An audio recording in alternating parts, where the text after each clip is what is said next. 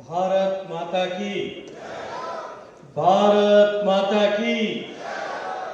बोलो सियावर रामचंद्र भगवान की।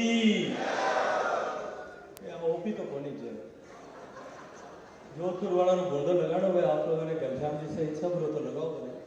पूरी ताकत में बोलो भारत माता की। हमके तंबू थोड़ा ऊंचो नीचे हो।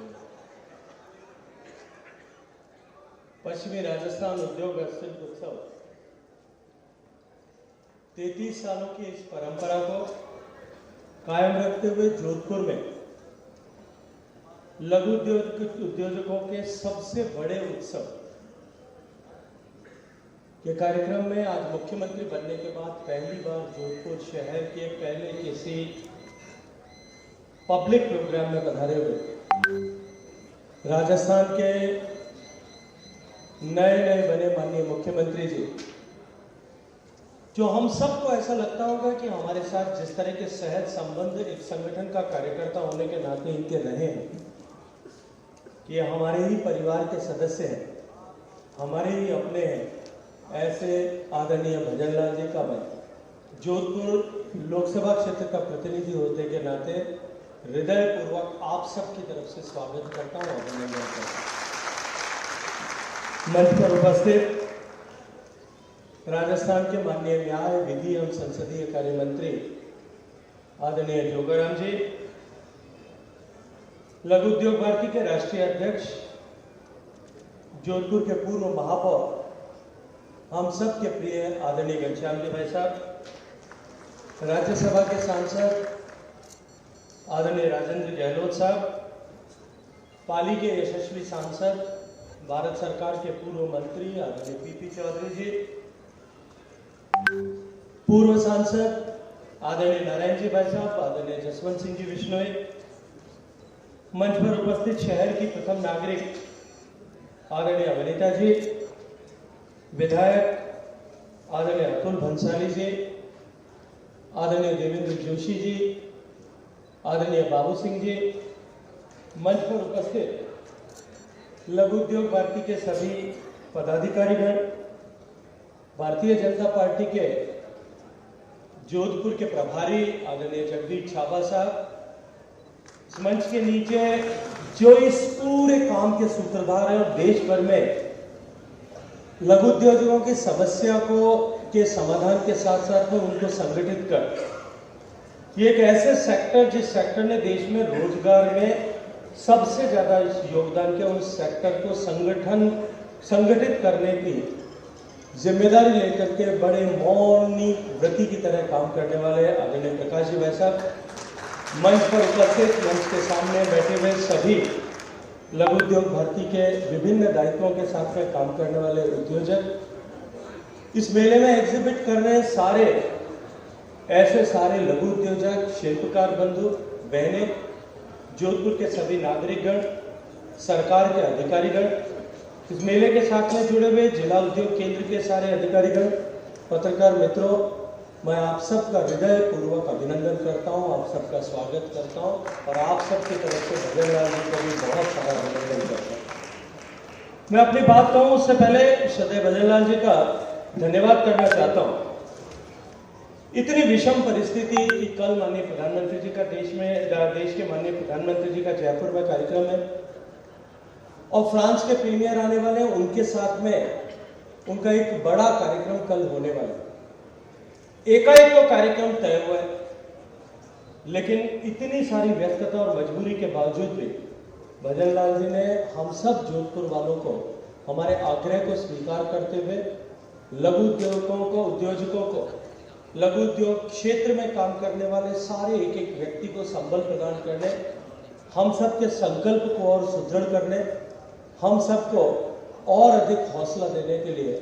ऐसे व्यस्त समय में से यहाँ पधारने का श्रम किया है। मैं हृदयपूर्वक इसके लिए माननीय मुख्यमंत्री जी का हृदयपूर्वक अभिनंदन करता हूँ, धन्यवाद ज्ञापित करता हूँ। मित्रों, हम सब जानते हैं कि हमारे देश की अर्थव्यवस्था के हालात किस तरह से माननीय मोदी जी के नेतृत्व में परिवर्तित हुए। एक समय था 2014 से पहले का वो कालखंड स्मरण करिए जब भारत को दुनिया के औद्योगिक जगत की समीक्षा करने वाले लोगों ने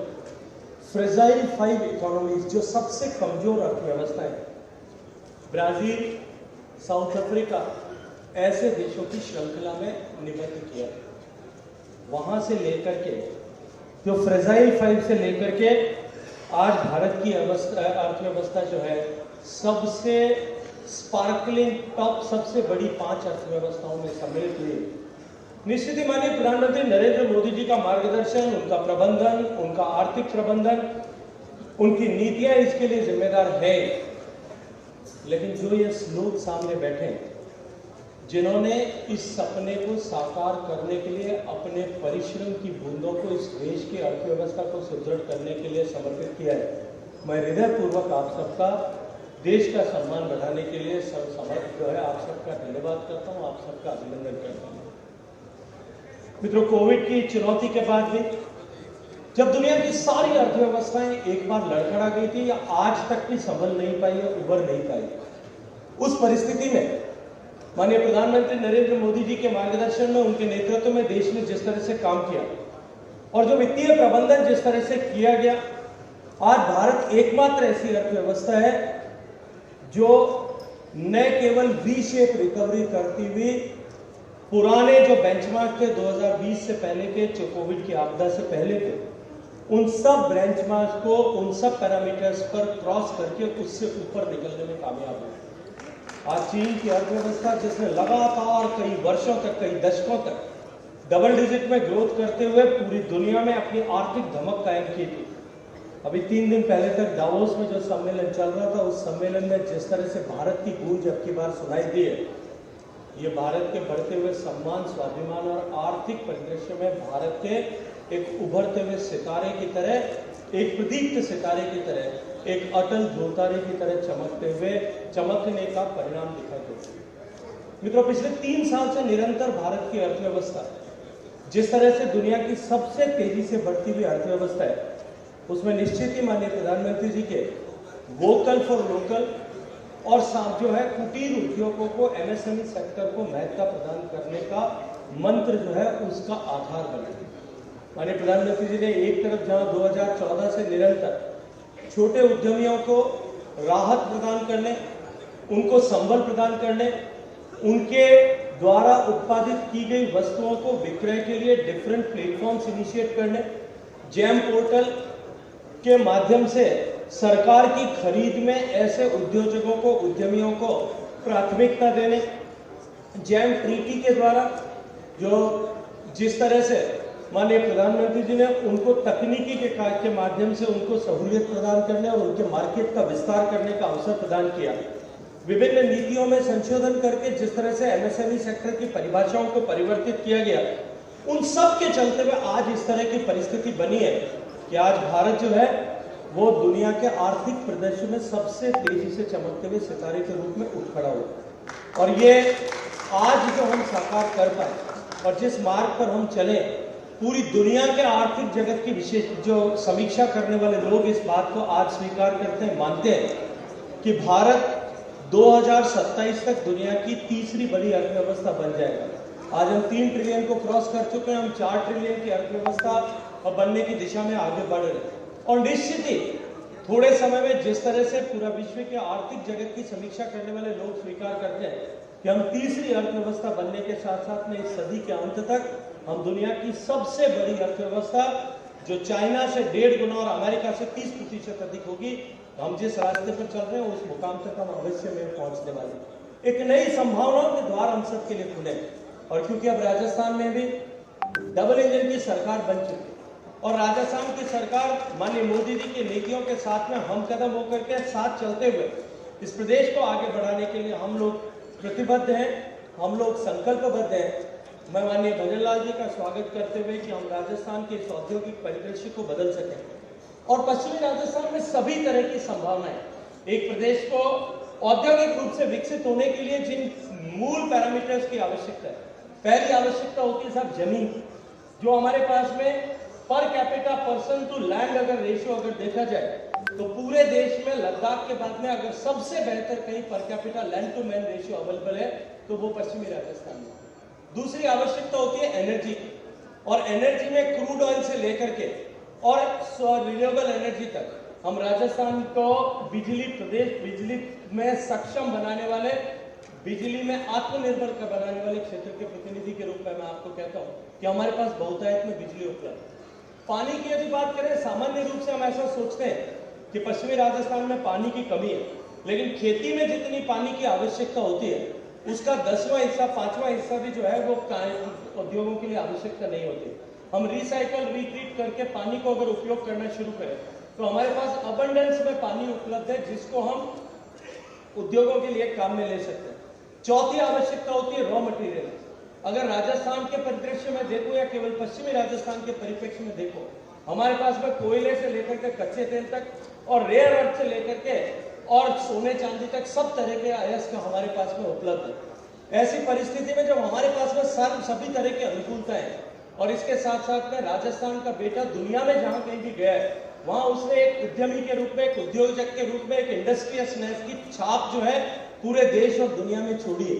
हमारे पास सब तरह की अनुकूलता है। इंफ्रास्ट्रक्चर की चुनौतियां हमारे सामने थी, लेकिन माननीय प्रधानमंत्री जी के आशीर्वाद से दिल्ली मुंबई कॉरिडोर जो है जोधपुर के पड़ोस से होकर के इस पश्चिमी राजस्थान के पास से निकल रहा है और साथ ही साथ में अमृतसर से कांडला तक का जो एक्सप्रेस वे बना है वो इस पूरे पश्चिमी राजस्थान की छाती के बीच में से होकर के गुजर रहा है। ऐसी परिस्थिति में पश्चिमी राजस्थान में इतनी बड़ी संभावनाएं छुपी हुई है कि हम राजस्थान को देश के इस विकसित होते हुए जो है माननीय मोदी जी के नेतृत्व में विकसित होते हुए देश के ग्रोथ इंजन के रूप में राजस्थान को डेवलप कर सकते हैं। कुछ अनुकूलताओं को आपको पॉलिसी प्लानिंग करके, पॉलिसीज में परिवर्तन करके कुछ अनुकूलताओं को प्रदान करने की आवश्यकता है। राजस्थान के उद्यमियों पर भरोसा करने की आवश्यकता है। अगर हम राजस्थान के उद्यमियों पर भरोसा कर पाते हैं तो हम निश्चित रूप से, जिस तरह से माननीय घनश्याम जी ने अभी कहा कि राजस्थान में उतनी संभावना है कि राजस्थान ग्रोथ इंजन बनकर के इस देश के विकास को पंख लगा सकता है, इस देश के औद्योगिक विकास को पंख लगा सकता है, देश की इकोनॉमी को पंख लगा सकता है। और मुझे पूरा भरोसा और विश्वास है कि आपके सक्षम नेतृत्व में और माननीय प्रधानमंत्री जी के मार्गदर्शन में ये डबल इंजन की सरकार इस राजस्थान के औद्योगिक परिदृश्य को बदलने में निश्चित रूप से कामयाब होगी। मैं आपका पुनः आज इस उद्योगों के महाकुंभ में आपका एक बार पुनः स्वागत करते हुए, आपका अभिनंदन करते हुए अपनी वाणी को विराम देता हूं। बोलिए भारत माता की जय।